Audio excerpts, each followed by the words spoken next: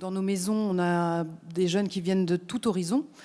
On fait un tour de France, mais on fait aussi un tour du monde maintenant.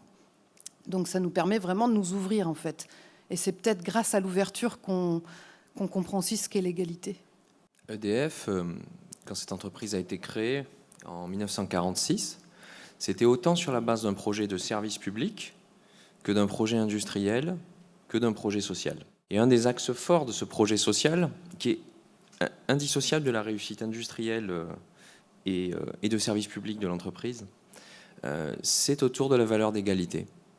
Alors si on prend l'exemple des rémunérations, ce n'est pas le seul domaine sur lequel il y a ce cadre social un peu spécial.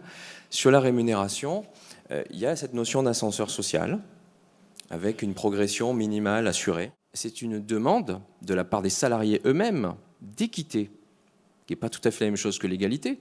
C'est le sentiment que la contribution que moi j'apporte à mon employeur est reconnue de manière spécifique et donc pas forcément identique à celle des autres. Le sujet est effectivement de donner l'accès à ce premier entretien de recrutement, mais aussi de dépasser les stéréotypes qui peuvent être prédominants dans les rencontres entre employeurs et recruteurs. Et c'est pour ça qu'on va un petit peu plus loin. La méthode de recrutement par simulation, le principe, c'est que justement les entreprises acceptent de recevoir des personnes qui ont été testées sur des potentiels et des habiletés sans regarder leur CV et elles s'engagent ensuite à les recevoir.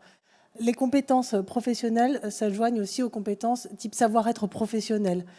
En écho à ce qui vient d'être dit, je pense qu'il faut qu'on mise et qu'on soit capable de miser sur le potentiel des gens. Parce que ceux qui n'ont pas eu la chance de se former ont quand même des compétences et des capacités à se développer. C'est là-dessus qu'on mise et c'est pour ça qu'on se dit être un révélateur de potentiel pour les jeunes qui s'adressent à l'épine.